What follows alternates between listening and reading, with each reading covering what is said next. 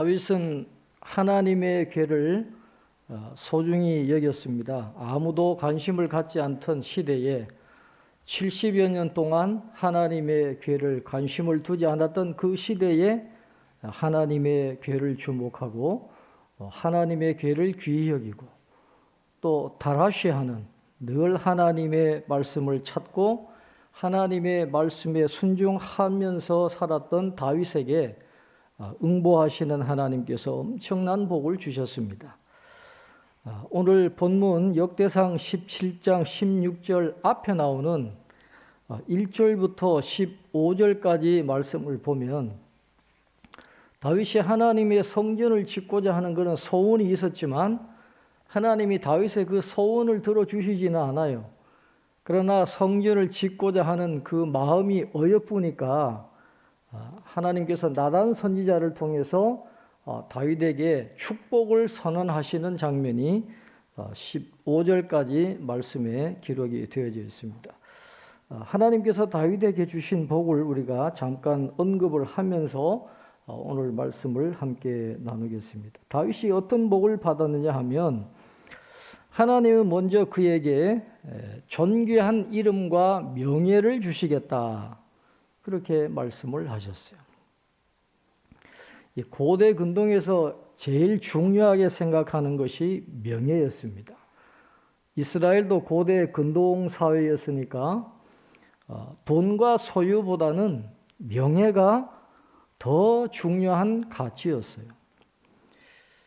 바리새인들도 명예를 얻기 위해서 대중의 인기를 끌고 그들의 인정을 받으려고 했습니다.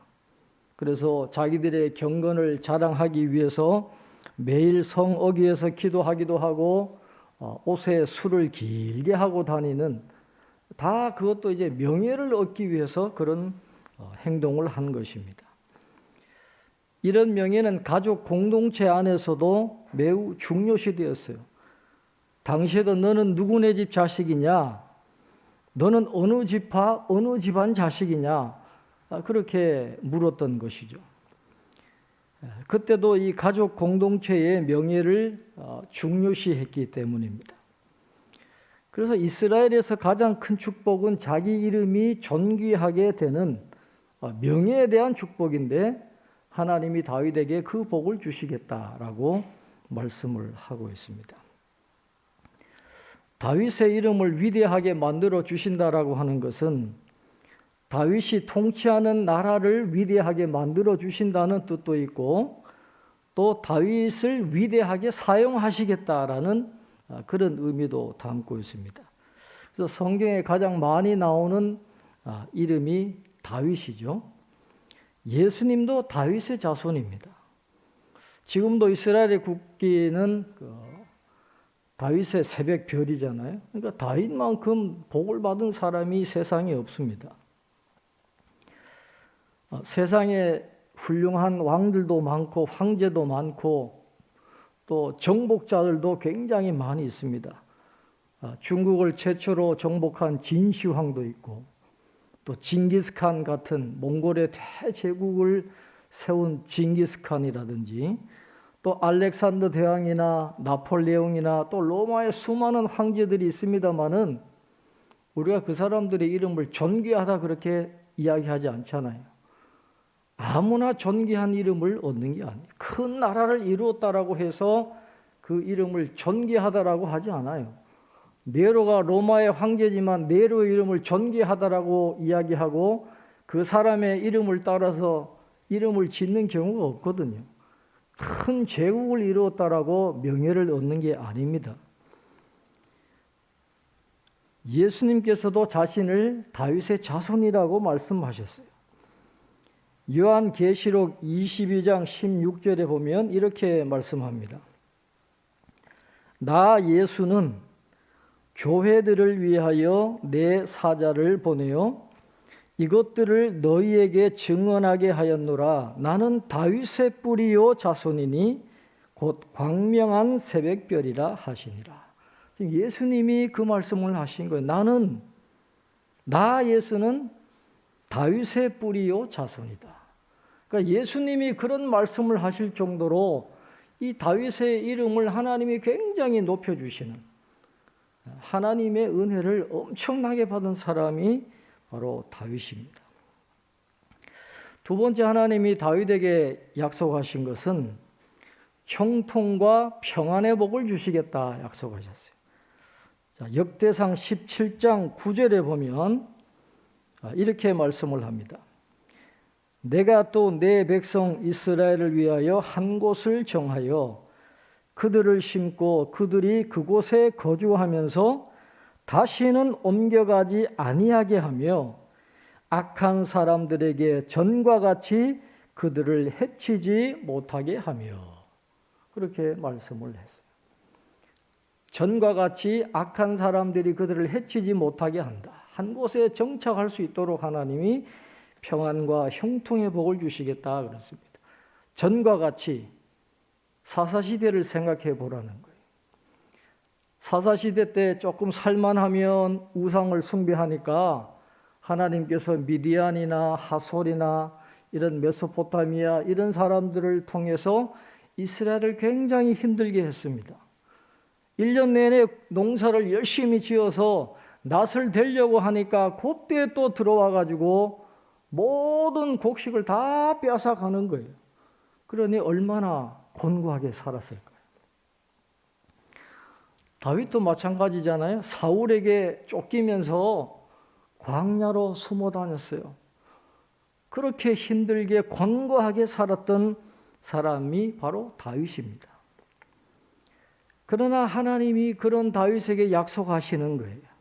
그런 악순환을 끊어주시겠다라는 것입니다.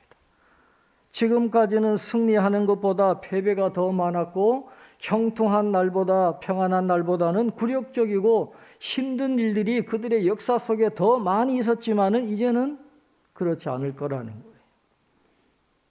다윗이 통치하는 기간 동안에는 승승장구하도록, 형통하게 하도록, 평안하도록 복을 주시겠다, 그렇게 말씀하셨습니다. 그래서 다윗은 일생 살면서 전쟁에서 한 번도 패배하지를 않았어요. 어떻게 인간이 그럴 수가 있어요? 한 번도 패배하지 않았습니다. 하나님이 그렇게 놀라운 은혜를 베풀어 주시는 거예요. 그래서 다윗 시대에 하나님이 약속하신 그 모든 영토를 다 확장하는 그런 놀라운 은혜를 경험하게 되고, 오히려 주변국들로부터 조공을 받고 평안하게 되는 그런 복을 다윗이 받았다라는 것이죠. 그 다음에 세 번째로는 다윗에게 견고한 나라와 빼앗기지 않는 복을 약속해 주셨습니다. 하나님은 다윗에게 왕조를 세울 거라고 약속하셨고 그 영원히 그것이 이어질 것이다 약속했습니다. 역대상 17장 11절부터 12절에 보면 이렇게 말씀합니다. 내 생명의 연한이 차서 내가 조상들에게로 돌아가면 내가 내 뒤에 내 씨 곧 내 아들 중 하나를 세우고 그 나라를 견고하게 하리니 그는 나를 위하여 집을 건축할 것이요 나는 그의 왕위를 영원히 견고하게 하리라. 그렇게 약속해 주셨어요. 그래서 내 씨, 여기서 말하는 내 씨는 1차적으로는 솔로몬을 의미하지만 궁극적으로는 영원한 하나님의 나라를 세우는 메시아를 의미하게 되는 것입니다. 그래서 솔로몬의 후에 다윗의 후손이 영원히 왕을 차지하는 것이 아니잖아요. 망하고 난 뒤에는 다윗의 후손이 왕이 되지 못했어요. 그래서 영적인 의미로 예수님이 영원한 왕이 되셔서 그 왕위를 이어가시는 하나님의 나라가 세워진다는 그런 의미입니다. 그러니까 예수님이 다윗의 계보를 따라서 이 세상에 오시게 되는 그런 놀라운 축복을 다윗이 받게 된다는 것입니다. 이상의 말씀이 바로 소위 다윗 언약이라 불리는 그런 축복의 말씀인데, 이제 나단 선지자로부터 그런 축복의 말씀을 듣고 난 다음에 다윗이 그 축복의 말씀을 들으니까 얼마나 감사합니까? 그래서 그 축복의 말씀을 듣고 감사 기도를 드리는 것이 오늘 본문의 내용입니다. 그래서 오늘 이 본문을 살펴보면 다윗의 그 감사 기도를 두 단어로 정리할 수 있거든요. 그래서 그 두 단어를 우리가 살펴보면 왜 하나님이 다윗에게 그렇게 놀라운 복을 주셨는가, 또 다윗이 어떤 신앙을 가졌길래 하나님이 그에게 그런 복을 주셨는가 하는 것을 우리가 알 수 있게 되는 것입니다. 우리말로 주님에 해당하는 영어 표현이 두 가지가 있습니다. 하나는 Savior, 구세주라는 뜻이죠. 또 하나는 Lord, 나의 왕이다 하는 그런 의미입니다. 하나님, 나를 이 어려움에서 구원해 주시옵소서. 나를 이 환난 속에서, 나를 이 죄악 가운데서 용서해 주시고 나를 건져 주옵소서라고 할 때는 그 주님은 Savior, 구세주를 강조를 하는 것입니다. 주님이라고 하는 것은 의미가 똑같지만 어떤 것을 강조하느냐에 따라서 Savior도 되고 Lord도 되는데, 이 구원을 강조할 때, 환난에서 벗어나게 해주시고 죄악에서 건짐받는 때는 Savior, 이 구세주를 강조를 하고 있는 것입니다. 다윗이 하나님의 그 놀라운 축복의 말씀을 들었을 때 하나님을 먼저 Savior, 구세주라고 고백을 하고 있습니다. 자신의 연약함을 다윗은 누구보다 잘 알거든요. 그런 복을 받을 자격이 없어요. 내가 누구고 내 집이 무엇이기에 이런 복을 주십니까? 오늘 다윗이 그렇게 고백하잖아요. 그리고 18절 마지막에 다윗이 뭐라고 고백했습니까? 주께서는 주의 종을 아시나이다. 사람은 나를 잘 모를 수 있어요. 얼마든지 사람에게는 내 모습을 감출 수 있습니다. 그러나 하나님은 나를 너무도 잘 아신다. 하나님 앞에 우리가 숨길 게 없잖아요. 그러니까 나의 연약한 모든 것을 하나님이 다 알고 계십니다. 그렇게 고백하면서 내가 그런 은혜를 받을 자격이 없는데 하나님이 이렇게 놀랍게 은혜를 주셨다라고 하면서 세이비의 구원의 은혜를 강조하는 거예요. 그렇게 사울에게 쫓겨서 죽음을 맞이할 수 있었던 그런 위기에서 건져주신 하나님, 처량한 신세였던 자기를 구원해 주시고 왕의 자리에까지 이끌게 하시는 그 세이비어, 구원의 하나님, 그 하나님의 은혜를 지금 감사하고 있다라는 것이죠. 나아가서 다윗은 자신을 어려움에서 구원해 주신 그 하나님을 출애굽을 언급을 하면서 이스라엘 백성들을 건져주신 그 구원의 은혜로 연결시켜서 고백하고 있는 것을 보게 됩니다. 오늘 본문 우리 21절부터 22절, 역대상 17장 21절부터 22절까지 우리 한번 같이 읽겠습니다. 땅에 어느 한 나라가 주의 백성 이스라엘과 같으리이까 하나님이 자기 백성을 구속하시려고 나가사 크고 두려운 일로 말미암아 이름을 얻으시고 애굽에서 구속하신 자기 백성 앞에서 모든 민족을 쫓아내셨사오며 주께서 주의 백성 이스라엘을 영원히 주의 백성으로 삼으셨사오니 여호와여 주께서 그들의 하나님이 되셨나이다. 아멘. 성경을 보면 항상 어려울 때 이분들이 돌아가는 신앙은 출애굽 신앙, 그 다음에 창조 신앙으로 돌아가요. 그 애굽의 소나기에서 건져주신 그 하나님의 놀라운 손길, 무에서 유를 창조하신 그 하나님의 놀라운 능력, 그 하나님의 은혜가 우리에게 임하면 지금 당하는 고통에서 하나님이 우리를 건져주실 것이다. 이 유대인들의 신앙이거든요. 다윗도 유대인이었으니까 그 신앙을 붙들고 살았어요. 자기를 건져주신 그 하나님, 이스라엘 민족을 건져주시고 그들의 하나님이 되어주시고, 이스라엘이 무슨 자격이 있어서 그렇겠어요? 다윗이 그런 자격이 있어서 그렇겠어요? 아니, 하나님의 은혜, 구원의 하나님의 은혜. 모든 것이 다 하나님의 은혜입니다. 먼저 구원의 하나님에 대한 감사의 고백을 다윗이 하고 있다라는 것입니다. 그 다음에 다윗이 믿었던 하나님, 주 외에는 하나님이 없나이다 그랬을 때 첫 번째 의미는 구원자 하나님, 세이비어라는 의미고, 그 다음에 또 다른 의미는 로드라는 의미예요. 나의 왕이십니다. 하나님은 나의 목자가, 여호와는 나의 목자시니. 하나님이 나의 왕이시고 나를 다스려 주시고 나를 지금까지 지켜주시고 길러주시고 인도해 주시고 보호해 주시고 공급해 주셨습니다. 다윗은 그 믿음으로 살았던 사람이에요. 내가 잘나서 왕이 되었다, 그게 아니에요. 내가 능력이 있어서 그게 아니에요. 하나님의 은혜로 내가 오늘 이 자리에 있습니다. 그래서 우리가 어려움 속에서 나를 구원해 주십시오 하는 그 신앙도 중요하지만 또 한 가지가 또 있어야 돼요. 하나님이 나의 왕이십니다. 하나님 나의 삶 속에 오셔서 나를 다스려 주시고 통치해 주시기를 원합니다.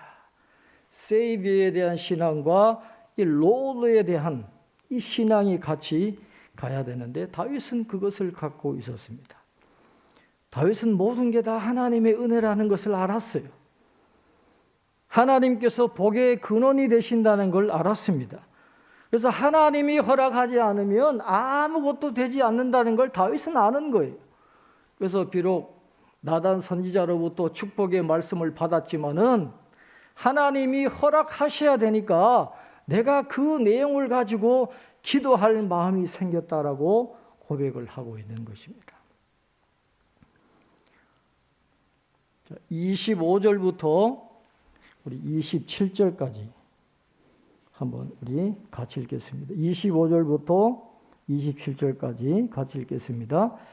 나의 하나님이여, 주께서 종을 위하여 왕조를 세우실 것을 이미 듣게 하셨으므로 주의 종이 주 앞에서 이 기도로 간구할 마음이 생겼나이다. 여호와여, 오직 주는 하나님이시라.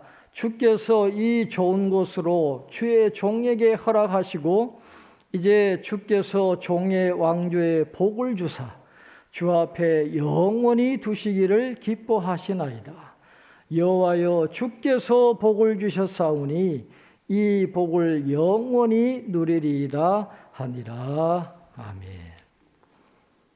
주께서 복을 주셨사오니, 여호와여 주께서 복을 주셨사오니. 복을 주시는 분 하나님이십니다. 잘되게 하는 분 하나님이세요. 그래서 하나님이 이루어 주셔야 되니까 하나님 약속하신 그 약속이 이루어지기를 원합니다. 끊임없이 기도하는 그 다윗의 모습이 오늘 저와 여러분에게 놀라운 교훈을 주고 있는 것입니다. 주 외에는 하나님이 없나이다. 그 신앙 고백 속에는 이 두 가지가 있는 거예요. 세이비어, 나를 어려움에서 건져주실 하나님. 로드, 내 삶의 목자가 되시고 나를 다스리시고 인도하시고 보호해 주시고 공급해 주실 그 하나님을 전적으로 신뢰하고 의지하는 그 믿음이 같이 갈 때 하나님께서 다윗에게 놀라운 복을 주신 것처럼 오늘 저와 여러분에게 은혜를 주실 줄로 믿습니다. 다윗뿐만이 아니에요. 이런 다윗과 같은 믿음의 고백을 가지고 하나님을 존귀하게 여긴 분들이 많은 복을 받은 사람들이 많이 있어요. 목회자 집안도 그런 복을 많이 받았지만은 우리나라에도 평신도 중에서 큰 복을 받은 그런 집안이 있습니다. 우리나라에서 복 받은 집안을 이야기할 때 꼭 이야기하는 한 집안을 소개하고 말씀을 마치겠습니다. 유계준 장로님이라는 분이 계십니다. 젊은 시절에 평양에서 깡패였어요. 우리 한국 교회사를 보면 깡패였다가 회심을 해가지고 믿음의 삶을 산 분이 많이 있습니다. 뭐 김익두 목사님이라든지. 이 유계준 장로님도 깡패예요. 성격이 과격하고 방탕한 삶을 살았다 그래요. 결혼은 했는데 자녀를 낳지를 못했어요. 그러니까 하루하루 이 집안에 바람 잘 날이 없는 그런 분이었습니다. 근데 어느 날 이 미국인 선교사 사무엘 모펫이라는 분이, 이 사무엘 모펫은 아주 유명한 선교사예요. 마포 산열인데 이 평양 장로의 신학대학교를 설립하신, 그래서 장신대에 가면 마펫홀이라고 있었거든요. 이 사무엘 모펫이 복음을 전하는 것을 보고 시비를 걸고 폭력을 가하기 시작했어요. 그 선교사를 구타를 하기 시작했어요. 그런데 모펫 선교사님이 그렇게 얻어맞고도 끝까지 복음을 전했다라는 거예요. 화도 내지 않고 때리는 거 다 얻어맞으면서 예수 믿으라고 그 복음을 전하는 그 모습에 이분이 감동을 해요. 그리고 여러 가지 사건이 있은 다음에 결국 이분이 예수님을 믿게 되는데, 그냥 예수님을 구주로 영접하고 그대로 끝이 아니었습니다. 이분이 자기 전 재산을 교회에다 다 내어놓는데 자기 집을 교회로 삼아가지고 미림교회를 개척을 합니다. 그리고 나중에 이분이 어디로 가느냐 하면 산정현 교회로 가요. 거기서 주기철 목사님을 모시고 장로님으로 이제 섬기게 되는데, 자신의 몸과 가정보다도 교회와 주의 종을 위해서 더 최선을 다하는, 그래서 신사 참배를 반대할 때 주기철 목사님이 옥고를 치를 때 이분도 같이 함께 주 목사님과 옥고를 치르는 그런 희생을 마다하지 않았던 분입니다. 6.25 전쟁이 일어났을 때에도 피난 내려오지 않고 끝까지 교회를 지키고 신앙을 유지하다가 결국 인민군에 의해서 순교를 당하게 됩니다. 온 평생을 교회를 위해서, 하나님의 나라를 위해서 헌신하다가 그렇게 죽음을 맞이한 거예요. 그러니까 어쩔 수 없이 그 부인이 처음에 결혼하고 자식이 없었는데 하나님이 복을 주셔가지고 8남매를 주셨어요. 6남 2녀의 자녀를 허락하셔가지고 이 부인이 혼자 8남매를 데리고 남쪽으로 내려오게 됩니다. 그 당시에 뭐 다 힘들었잖아요. 그러니까 이 과부가 8남매를 데리고 이 남한에서 살았을 때 얼마나 힘이 들었겠어요. 그래도 그 남편의 교회 중심의 신앙을 이 부인도 그대로 배워가지고 이 남한에서 어렵게 살면서도 철저하게 교회 중심의 삶을 살고 자녀들을 그렇게 길렀다라는 것입니다. 인간적으로 생각해 보면 그 어머니가 혼자서 8남매를 키웠을 때 자식들을 어떻게 제대로 돌봤겠습니까? 제대로 교육을 시켰겠어요? 제대로 돌보지도 못하고 제대로 교육도 못 시켰는데 하나님이 그들을 길러주시고 하나님이 그들을 축복해 주셨다라는 것입니다. 6남 2녀 자녀 중에 장남 유기원 장로님은 국립의료원 원장을 역임하셨어요. 차남 유기형 장로님도 부산의대 교수를 역임했습니다. 삼남 유기선 장로님도 이분도 의사였다 그래요. 사남 유기천 장로님은 서울대 총장을 역임했습니다. 이분이 사제 30억 원을 모교의 장학기금으로 기부해서 큰 존경을 받았던 분이에요. 미국 시카고에 살았던 오남 유기진 장로님은 월남하기 전까지 장기려 박사와 함께 평약기독병원에서 근무했던 당시 몇 명 안 되는 외과 의사 중에 한 분이었다 그럽니다. 이분이 1964년에 미국으로 건너가서 북미 기독 의료 선교회를 창립하고 의사였던 부인 권한경 권사님과 함께 시카고 한인 장리교회를 섬겼습니다.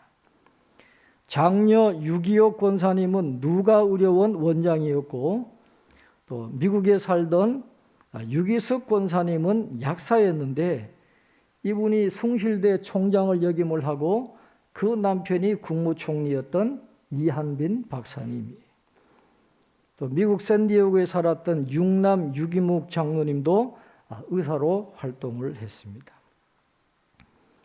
그래서 이 유계준 장로님 후손이 106명인데 모두가 다 사회 각계각층에서 큰일하고 교회 중심의 삶을 살고 하나님이 주신 사명을 감당을 하고 있어요.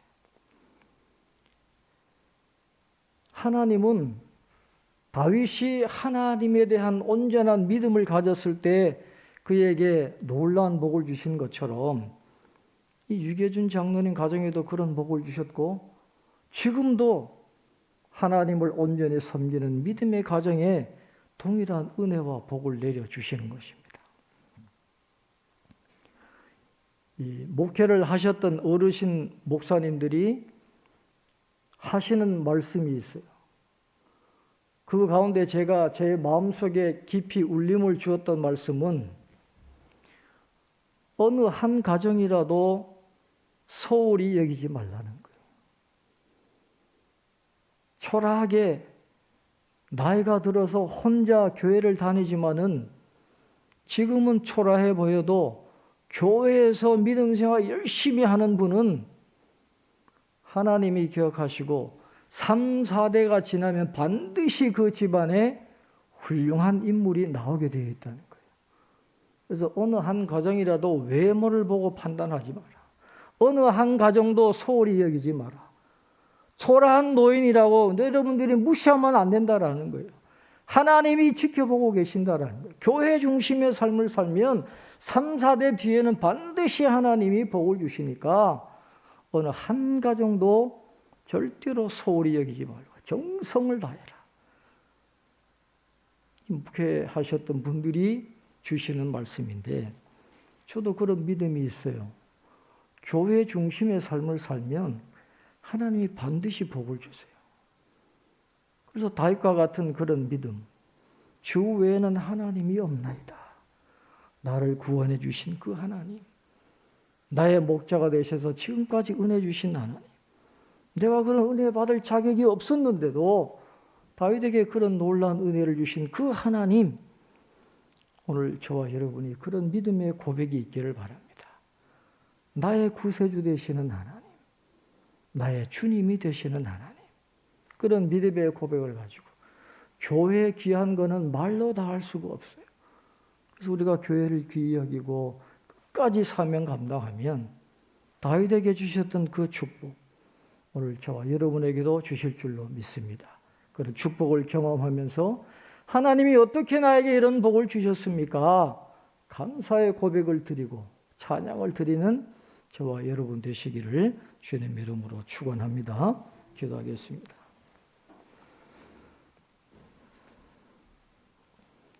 하나님 아버지, 은혜와 사랑을 감사합니다. 코로나19가 기승을 부리는 이 혼란한 때에도 저희들 오늘 주일을 지키기 위해서 주님 앞에 나왔습니다. 하나님 앞에 예배드리며 하나님의 말씀을 받았습니다.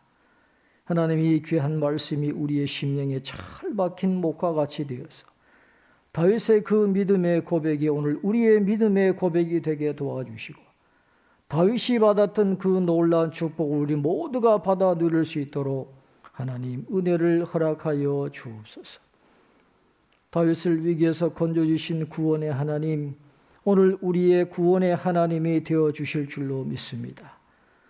나의 주님이라고 고백했던 그 하나님이 나의 주님이 되셔서 오늘도 우리와 함께 하시고 우리를 인도하시고 보호하시고 공급해 주시는 은혜를 내려주실 줄로 믿사오니, 하나님 이 믿음으로 다시 한번 무장하게 하시고 위축된 우리의 마음과 우리의 신앙이 다시 회복되어져서 다윗과 같은 믿음의 삶을 삶으로 다윗이 누렸던 그 놀라운 축복을 누리며 살아가는 저희들 다 될 수 있도록 은혜를 베풀어 주시옵소서.